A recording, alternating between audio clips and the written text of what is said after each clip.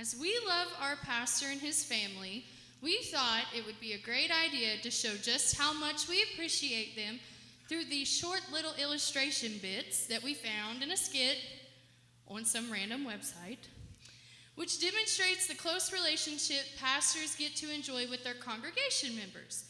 We understand that a pastor's entire purpose is to guide and nurture and drill those scriptures into our thick skulls with the most loving methods possible. Not the easiest job to do in the world. But not only are they human beings themselves, they are devoted, godly people with a deep understanding of things, which enables them to help people through various and sometimes serious tragedies. Oh, yoo-hoo, Pastor, I need an urgent prayer. It's been the most trying day. I know Satan is hard at work trying to discourage me. It all began when I was trying to make cookies for the Sunday school bake sale. The telephone rang, and while I endured the persecution of telemarketers, my cookies burnt to a crisp.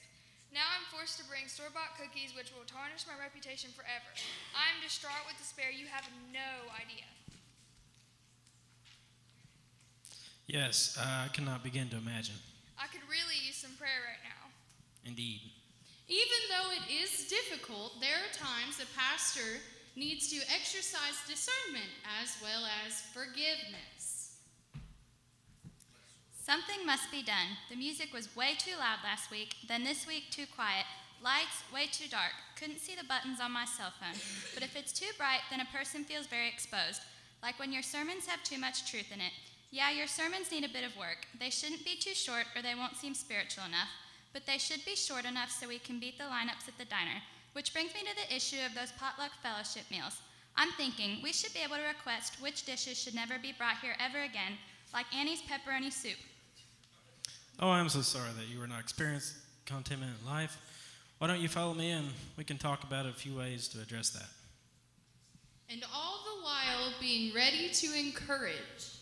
Something must be done. The music was way too loud again, and another week too quiet. Isn't it awesome to have a worship team that provides such a variety of music? Yeah, I guess.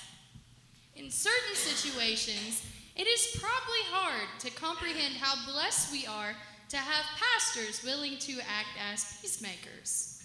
So then, Nancy said I was being rude. Me being rude? No. Can you believe it? And she goes on and just won't let it go. I've tried to work it out with her in private to make her see that it's all her fault. So now I want the elders to step in. What she did was unforgivable. She needs prayer to be punished. I'm just curious. What would you like to be able to throw a stone at Nancy without feeling any guilt? I will consider that. A pastor always cares. So, Pastor, what do you think? Do you think the locusts in Revelation would be helicopters? That would be possible, or it could be an actual description. A pastor is always gracious. And what about the horses with the snake tails? Those could be tanks, right? Or it could be an actual description. And a pastor is always working on patience. Do you really think there's an actual dragon with multiple heads? Why do you follow me? I have a few books in my office that you might want to read. A pastor learns to depend on God's wisdom in every circumstance. Hello, Angela. How are you doing today? Well, if you really must know, I'm just so busy with the women's ministry, I don't know what to do with myself. I'm not sure if you've ever felt that way, like you don't know which way to turn, and trying to find people to do what you need is like pulling teeth, am I right? But it's like my baby. I just want to see the ministry grow and flourish. If it's too much, we can always cut the baby in half and divide up the work. Oh, no, that's okay. It's not that busy, but thank you for the concern. Pastors are expected to point us toward the heartbeat of God each and every Sunday, as well as throughout the entire week, without ever tiring.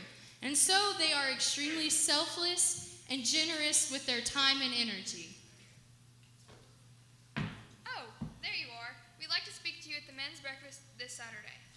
Except that Saturday is our daughter's wedding, so he'll be busy with that. But not until what time? o'clock? I have 11 o'clock appointment. That should be good. The breakfast will be over by that time. And let's not forget the pastor's wife. Is that the pastor's wife? Oh, I need to talk to her first. Hey, How are you? I was hoping you'd be able to open up with a word of prayer at the missionaries fundraising banquet. I hope that's not the same night as the committee meeting. And as a couple, they find the time to work on having a strong, healthy marriage. Where are you two going? We're going on a dinner date. Oh, yes. Happy anniversary. Yes, ditto. Now I know it's after hours, but could you quickly go over this? Now wait, hold on there just a minute. So yeah, all this stuff can possibly happen at times. Although I'm fairly sure that none of this happens in our church. But this is why we need and why we want to be encouraged and constantly praying for our pastors and their families. We certainly hope that they feel our appreciation for them each and every day.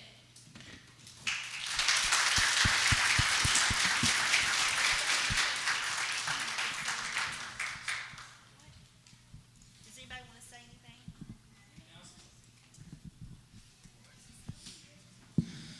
Pastor Charles, I appreciate you. You remind me of my great grandpa Worth Stanfield. I'm sure you remember him. He was a great guy, and you remind me of him so much. And I really appreciate you guys, both of you guys, Mitch and Charles there. So, thank you.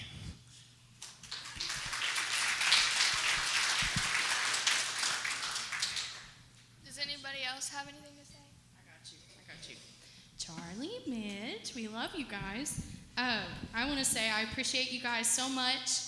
And it talked about a pastor is selfless with their time and their generosity. And your selflessness, we all see it. And that's something that I try to pattern my ministry and what I do. So I want to thank you guys for that. We love you so much.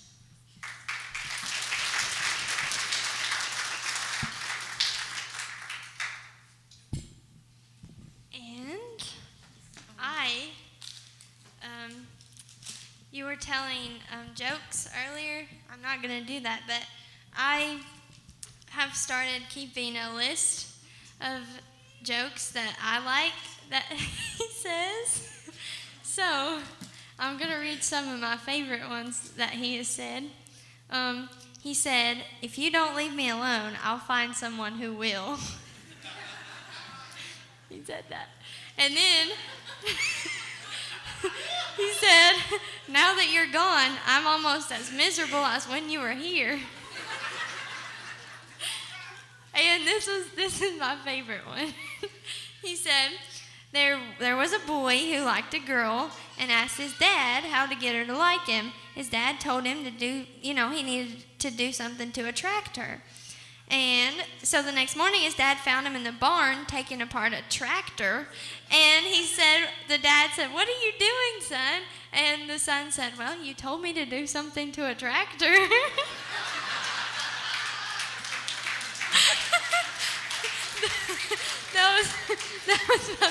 that was my favorite. But also on a serious note,